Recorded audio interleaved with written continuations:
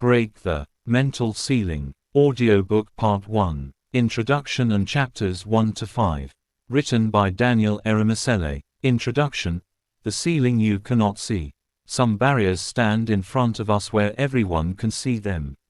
Others exist within us. They are built from conclusions such as, I am not capable, people like me never succeed, my past has already decided my future, or, I must be perfect before I begin.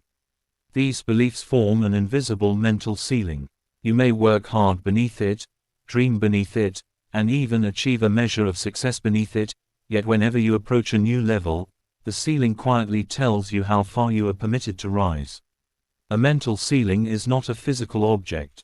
It is a learned limit on expectation, courage, behavior, or identity. It influences what you notice, what you attempt, how you interpret difficulty, and how quickly you retreat after disappointment. Because it is invisible, you may mistake it for reality. You may call fear wisdom, avoidance patience, perfectionism excellence, or low expectation humility. Breaking the mental ceiling does not mean denying hardship or pretending that every problem can be solved by cheerful thinking. Economic pressure is real. Discrimination is real. Illness, grief, trauma, and unequal opportunity are real. Inner mastery does not erase these conditions. It helps you distinguish an external barrier that requires strategy, support, or collective action from an internal barrier that requires a new belief, skill, boundary, or response. Personal change normally happens through an interaction among thought, emotion, behavior, relationships, environment, and opportunity. No single element explains everything. Nevertheless, your interpretation is a powerful starting point because it affects every decision that follows. A more useful thought can calm an emotional reaction. A calmer reaction can support a wiser choice. Repeated choices can become habits. Habits can alter skills, relationships, health, finances, and confidence over time. The 10 chapters ahead form a practical breakthrough process. You will first recognize the thoughts that create an internal limit. You will then rebuild identity through evidence, challenge limiting beliefs, master emotional responses, develop dependable discipline, convert goals into systems, protect attention, strengthen relationships, grow wisely through adversity, and establish a sustainable rhythm for life. Read slowly enough to practice. Information becomes transformation only when it enters behavior. At the end of each chapter, complete the breakthrough practice before moving on. You do not need to change everything at once. You need one honest decision, one manageable action, and enough consistency for a higher level of living to become familiar. The ceiling was built through repeated messages and responses. It will be broken through repeated truth, practice, support, and courageous action.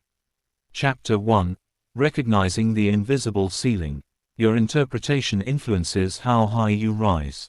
What mindset really means. Mindset is the collection of assumptions through which you interpret yourself, other people, and the situations you face. It is less like a single opinion and more like a pair of lenses. The lenses influence what you notice, what you ignore, what you expect, and what you decide an event means. Psychologist Carol Dweck's research helped popularize the distinction between fixed and growth mindsets. A fixed mindset treats important abilities as largely unchangeable. Either I have it or I do not. A growth mindset holds that abilities can often be developed through effective effort, sound strategies, feedback, practice, and help from others. Growth mindset does not claim that everyone has identical talents or that effort guarantees any desired result. It encourages a learner to ask, what can be developed from here? Most people do not operate from one mindset in every area. You may be teachable at work but defensive in relationships.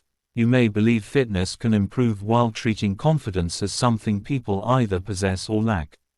The goal is therefore not to label yourself. The goal is to notice where a rigid interpretation is reducing your willingness to learn. A useful mindset makes room for facts. If you lack a qualification, the honest response is not, qualifications do not matter. It is, I do not have it yet. What is the most responsible route to earning it, or what other route is available? If a business idea has failed, growth thinking does not call the failure a success. It asks what the evidence reveals about demand, pricing, execution, or timing. The response chain. Our lives are not produced by thought alone, but thoughts often influence feelings and behavior. A practical model is situation right pointing arrow, interpretation right pointing arrow, emotion right pointing arrow, response right pointing arrow, consequence. Imagine that you must deliver a presentation. The situation is the scheduled presentation. If your interpretation is, everyone will discover that I am incompetent, anxiety may rise. You may rush, avoid eye contact, and speak defensively. Those responses can weaken the presentation and seem to confirm the original belief. Now consider a more balanced interpretation. I am nervous because this matters, but I have prepared and can communicate one point at a time. Anxiety may remain, yet it no longer controls the entire response. You breathe, slow down, refer to your notes, and connect with the audience. The result may improve, not through magic, but because the interpretation supported more effective behavior. This model must be used with humility.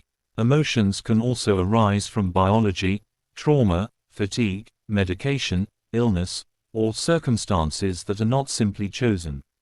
If distress is persistent or overwhelming, professional support may be appropriate. The purpose of the model is not blame. It is to identify a point where change may be possible. 3 mental positions that keep people stuck. The first is the powerless position. It focuses exclusively on what other people, institutions, history, or circumstances have done. Some complaints are justified, but a complete focus on external control can hide the next available choice. A responsible question is, what is not under my control, what is under my influence, and what can I do next? The second is the comparison position. Comparison takes another person's visible result and turns it into a verdict about your private journey. It ignores different starting points, responsibilities, resources, and seasons. Healthy comparison studies a method. Unhealthy comparison attacks identity. Replace, why am I not them, with, what can I learn, and what progress matters on my path. The third is the perfection position. Perfectionism often sounds like excellence, but its hidden purpose may be protection from criticism. Excellence completes, learns, and improves. Perfectionism delays, conceals, and repeatedly changes the standard. A responsible first version creates feedback. An imaginary perfect version creates nothing. Case study, from operator to builder. Nomsa owned a salon in Bloemfontein. She handled every booking, purchase, complaint, payment, and hairstyle. Her belief, if I am absent, everything will collapse, was understandable because the business had grown around her talent. It was also making growth impossible. After an exhaustion episode, she asked a new question: what would need to exist for quality work to continue without my hands touching every task? She documented recurring procedures, trained 2 junior stylists, gave booking duties to a part-time receptionist, and reviewed quality weekly. Delegation initially felt slower than doing the work herself. Within months, however, the team had clearer standards, clients had more appointment options, and Nomsa had time for marketing and planning. The turning point was not a slogan. It was a change from, I must perform every task, to, I must build people and processes that protect the standard. The new belief produced new actions, and the actions produced evidence that strengthened the belief. Breakthrough practice, the ceiling audit. For 7 days, record one significant thought in the morning, afternoon, and evening. For each thought, write, what happened? What did I tell myself it meant? What emotion and action followed? What facts support my interpretation? What facts challenge it? What is a more balanced, useful interpretation? What responsible action follows from that interpretation? Do not replace pain with a statement you cannot believe. Move from distortion to accuracy. I always fail, can become, This attempt failed, and I can identify what to change. That is not empty positivity. It is disciplined thinking. Chapter 2. Raising the ceiling of identity. Become capable of carrying the life you desire. Identity is a story supported by proof. Goals describe outcomes. Identity describes the kind of person you believe you are. Habits connect the two. If you want to write a book but repeatedly tell yourself, "I am not a writer," each writing session feels like an unnatural performance. If you begin to see yourself as a person who writes faithfully, the same session becomes evidence of an emerging identity. Identity should not be used as fantasy. Declaring yourself disciplined while repeatedly avoiding commitments creates an internal contradiction. A dependable identity grows from evidence. First choose the character you want to develop, then perform small behaviors consistent with that character. Finally, allow the accumulated evidence to reshape your self-concept. Think of identity as a personal reputation. Other people trust you when your actions repeatedly match your words. You learn to trust yourself in the same way. One action does not prove everything, and one mistake does not cancel everything. The overall pattern matters. Identity must remain flexible. Identity-based change can become unhealthy if labels grow rigid. "I am an entrepreneur" should not mean you must preserve a failing venture to protect your ego. "I am strong" should not prevent you from asking for help. A healthy identity is anchored in values rather than one role or outcome. Instead of, "I am the owner of this particular business at any cost," consider, "I am a responsible creator who learns, adapts, and serves." Instead of, "I am someone who never struggles," consider, "I am someone who responds honestly and seeks appropriate support." Flexible identity gives you direction without trapping you. Case study: becoming a runner. Sifo wanted to complete a marathon. For 2 years, he bought shoes in January and stopped training by February. His attention remained fixed on the distant finish line, while his daily identity remained, "I am not really a runner." He changed the question from, "How do I force myself through a marathon program?" to, "What does a responsible beginner who runs do this week?" On Monday he ran for 8 minutes. On Wednesday he walked and ran in the rain. On Saturday he joined a local group and accepted being the slowest member. He learned about recovery, sleep, footwear, and gradual progression. The small sessions did not make him a marathoner overnight. They made running normal. His identity grew from attendance, not announcement. A year later, he completed a marathon. The medal mattered, but the deeper achievement was becoming a person who could train consistently, recover from poor sessions, and return the next day. 4 questions for deliberate identity. Who am I becoming? Describe a person in behavioral language. Successful is vague. A leader who prepares, listens, decides, and follows through is observable. What would that person practice today? Bring the future identity into the present. Choose an action small enough to complete but meaningful enough to count. What must that person stop rehearsing? Growth requires subtraction. Identify one behavior that keeps strengthening the old identity: chronic lateness, avoidant spending, endless scrolling, harsh self-talk, or unkept promises. What evidence will I collect this week? Your brain needs proof. Decide in advance what will count: 3 walks, 500 written words, a completed budget, 1 courageous conversation, or 5 mornings without the snooze button. Identity after a bad day. Everyone breaks a routine. The danger is not the missed day but the conclusion attached to it. "I missed today" is an event. "I never follow through" is an identity verdict. Review the cause, reduce the next step if necessary, and resume quickly. Consistency is not an unbroken line, it is the skill of returning. Breakthrough practice, the evidence contract. Complete this sentence: "I am becoming a person who," add a specific behavior and a value. For example, "I am becoming a person who manages money carefully because stewardship matters to me." Then create a 7-day evidence contract. My daily proof will be. It will take approximately. I will do it after. The most likely obstacle is. When that obstacle appears, I will. If I miss a day, I will resume by. At the end of the week, do not ask whether you felt like the new person. Ask whether you produced evidence. Chapter 3. Dismantling Limiting Beliefs. Old conclusions do not deserve permanent authority. How limiting beliefs form. A limiting belief is a broad conclusion that narrows your choices. I am bad with money, people like me cannot lead, or, if I am rejected, I will not recover. Such beliefs may grow from repeated experiences, cultural messages, family patterns, painful events, or conclusions drawn when you had limited information. Childhood matters, but it is unhelpful to claim that every belief was permanently programmed before a particular age. Human learning continues throughout life. Memory is reconstructive, context matters, and the brain remains capable of change. The practical point is simpler. An old belief may feel familiar without being accurate. Beliefs influence attention. When you expect rejection, you may notice every cold expression and miss neutral or welcoming signals.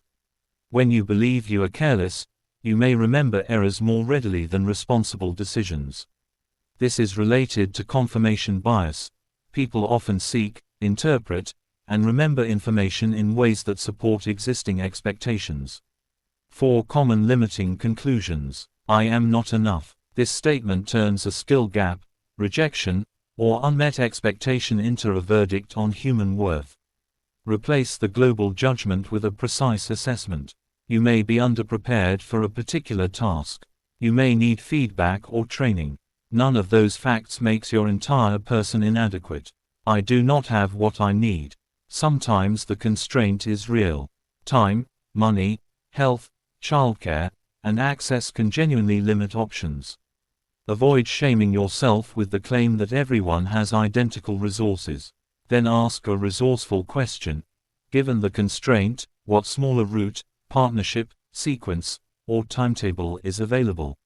Resourcefulness does not deny scarcity. It works intelligently within it. Other people's opinions will destroy me. Social judgment can have real consequences, especially in families, workplaces, and communities. Yet we often overestimate how closely others are watching. Separate useful counsel from casual criticism. Decide whose judgment is informed, relevant, and aligned with your values. You do not need universal approval to take a responsible step. My past result predicts my future. Past results are evidence, but they are not destiny. A previous failure may reveal weaknesses in method, preparation, timing, or fit. It should inform the next attempt rather than prohibit every attempt. The Clear Belief Review. This book uses an original 5-part process called Clear. C. Capture the belief. Write the exact sentence that appears in your mind. Do not polish it. L. Locate the context. Identify when the belief is strongest, where it may have developed, and what it has been trying to protect you from. E. Examine the evidence.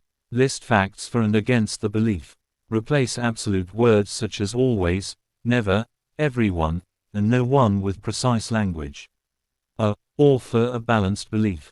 Write a statement that is credible, compassionate, and action-oriented. I am a financial genius, may be unbelievable. I can learn and practice sound money management, is useful. R. Reinforce through action.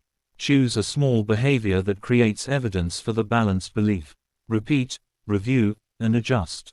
Case study. Linda's money story. Lindy earned a stable salary but regularly ran out of money. She described herself as hopeless with finances. During a clear review, she remembered successfully saving for a car and managing the household during her husband's unemployment. These exceptions did not erase her spending problems, but they disproved the global verdict. She traced much of her anxiety to childhood arguments about unpaid bills. Money had become associated with conflict and helplessness. Her balanced belief became, money decisions can feel uncomfortable, and I can learn to make them calmly. Her first reinforcement action was modest, an automatic weekly transfer and a 15-minute Sunday review. She also identified one spending trigger. shopping online after stressful workdays, and replaced it with a 24-hour waiting rule. Over time, the balance grew, but the more important change was psychological. She could look at the numbers without turning them into a verdict on her character. Breakthrough practice. Complete one clear review. Choose one belief that repeatedly blocks action. Complete all 5 stages in writing. Then identify a behavioral experiment that can produce new information within 7 days. An experiment is not a promise that you will succeed. It is a deliberate attempt to learn. If your belief concerns severe trauma, depression, anxiety, addiction, or another mental health condition, self-help exercises may not be sufficient. Consider working with a qualified mental health professional who can provide safe, individualized support. Chapter 4. Mastering Your Inner World. Feel the signal, choose the response. Emotions carry information, not instructions. Emotions are part of the body's response to meaning, memory, need, and environment. They can draw attention to something important, but they do not automatically provide a complete or accurate interpretation. Anger may suggest that a boundary or expectation has been violated. Fear may signal danger, uncertainty, or remembered danger. Sadness may follow loss or disappointment. Joy may indicate connection, relief, pleasure, or alignment. The mature response is neither suppression nor surrender. Suppression says, "I must not feel this." Surrender says, "Because I feel this, I must act on it." Emotional wisdom says, "This feeling deserves attention, and I will decide what response serves reality and my values." For example, anger can supply energy to address injustice, but unmanaged anger can injure innocent people. Fear can keep you safe, but it can also treat unfamiliarity as danger. Sadness can slow you down long enough to process loss, yet persistent sadness may require professional care. Emotions are signals to interpret within context. Replace the 90-second claim with the purposeful pause. The popular 90-second rule can be a useful reminder to pause, but the claim that every emotion's chemical life ends at exactly 90 seconds is not established as a universal scientific law. Emotional duration varies with the person, trigger, nervous system, memory, and continuing situation. Use a purposeful pause instead. The number of seconds is less important than the sequence. Delay impulsive action, notice bodily sensations, regulate breathing, name the emotion, examine the situation, and choose a response. Some moments require 90 seconds, others require a night's sleep, a walk, prayer, counsel, or professional support. The pause method. P. Physically stop. Do not send the message, make the accusation, or sign the document while highly activated. Attend to the body. Notice jaw tension, heat, shaking, shallow breathing, stomach discomfort, or racing thoughts without judging them. U. Understand and name. Say, "I am noticing anger and embarrassment," rather than, "I am an angry person." Accurate labeling can create psychological distance. S. Select the value. Ask, "Who do I want to be in this moment? Honest, firm, patient, courageous, or compassionate?" E. Execute the next wise action. This may be a calm question, a boundary, a request for time, an apology, or a decision to leave an unsafe situation. Slow breathing can help reduce arousal. Try inhaling gently for 4 counts and exhaling for 6, repeating several times without forcing the breath. Movement can also help. Walk, stretch, or release tension from your hands and shoulders. These tools are not cures. They create enough space for choice. Case study. Thabo learns to pause. Thabo owned a retail shop in Durban and responded to mistakes by shouting. Employees stopped taking initiative because any error felt dangerous. When a late delivery threatened an important customer order, Thabo felt the familiar heat and urge to attack the driver. This time he stepped away, noticed his clenched jaw, named the emotions, anger, fear of losing the customer, and embarrassment, and asked what outcome mattered. He wanted accountability and a solution, not humiliation. He returned, confirmed the facts, negotiated a delivery correction, and updated the customer honestly. The pause did not remove the problem or make him passive. It allowed him to be firm without becoming destructive. Over several months, he practiced the same process, apologized when he failed, and invited staff to raise concerns. Trust gradually returned because his team no longer had to manage his emotions before doing their work. Breakthrough practice. Build your emotional response card. Write a small card with the following prompts. What am I feeling in my body? What emotion can I name? What story am I telling myself? What facts do I know? What value should guide my response? What action can wait until I am calmer?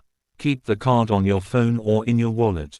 Practice it first with minor frustrations so that the sequence becomes familiar before a major conflict. Chapter 5. Discipline beyond motivation. Keep small promises and build self-trust. Discipline is dependability. Motivation rises and falls. Discipline is the practice of acting from commitment even when enthusiasm is low. It is not punishment or relentless work. Healthy discipline includes recovery, limits, and the wisdom to revise an unrealistic plan. Its central purpose is dependability. Every promise you make to yourself creates an expectation. When you repeatedly make dramatic commitments and abandon them, you teach yourself that your plans are emotional speeches rather than reliable decisions. When you keep modest commitments, you build self-trust. Confidence then grows from evidence. I have faced low-energy days before and still completed the essential action. Start with a promise that fits your current capacity. 5 consistent pages are better than an announced book that is never written. 3 weekly walks are better than an extreme program that causes injury or collapse. The strongest plan is not the one that impresses people on day 1. It is the one that still functions on a difficult day. The minimum meaningful action. Very small habits have been popularized in several habit books.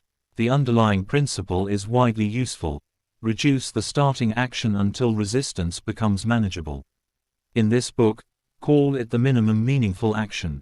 The action should be small, but it must still point toward the desired identity. Read 1 paragraph. Put on your walking shoes and walk for 5 minutes. Open the manuscript and write 50 words. Transfer a modest amount into savings. The minimum action protects continuity. It is not the permanent ceiling. Once started, you may continue, but continuation is optional. The daily victory is beginning as promised. As capacity grows, establish a standard version and an emergency version. Your standard might be 30 minutes of exercise. Your emergency version might be 5 minutes of mobility. This protects the habit without pretending every day is identical. Design the path of least resistance. Behavior is influenced by the environment. Instead of testing willpower against the same temptation every day, change the surroundings. Make helpful actions visible and easy. Place the book on the chair where you read. Prepare exercise clothing the night before. Keep water nearby. Schedule an automatic savings transfer. Lock a writing appointment in the calendar. Make unhelpful actions less convenient. Move distracting applications off the home screen. Keep the phone outside the bedroom. Do not store foods you are trying to reduce in the most visible cupboard. Create a waiting period before online purchases. Environment is not destiny, and research on willpower is more complex than the old claim that it behaves exactly like a depleting muscle. The practical lesson remains: reducing friction helps good intentions survive tired and stressful moments. Recovery is part of discipline. Discipline without recovery becomes self-neglect. Sleep, rest, nutrition, play, worship, friendship, and medical care are not rewards for finishing your life. They are part of the system that allows you to sustain it. A person who refuses all rest may look committed while quietly reducing judgment, patience, and health. Build recovery into the plan before exhaustion forces it. Decide when work ends. Protect at least one period each week that is not measured by output. Learn the difference between avoidance and restoration. Avoidance leaves you more anxious about the task, restoration returns you with greater capacity. Breakthrough Practice. The 30-day reliability plan. Choose one habit. Define the standard action, the minimum meaningful action, the existing routine that will trigger it, the place and time, the environmental preparation, the method for recording completion, the recovery plan after a missed day. Aim for reliability, not drama. At the end of 30 days, review whether the action is too small, too large, poorly timed, or genuinely useful. Adjust the design rather than attacking your character. Page. Copyright 2026 at Daniel Eramesele. All rights reserved. We sincerely appreciate the time you have spent with us. We look forward to connecting with you again. Until then, remain blessed, continue exploring the treasures God has placed within you, and remember to listen to our other inspirational materials. We would be grateful to receive your feedback and hear how this audiobook has blessed, encouraged, or transformed your life. Please help us to like and subscribe to our channel to help us reach more people. Thank you once again.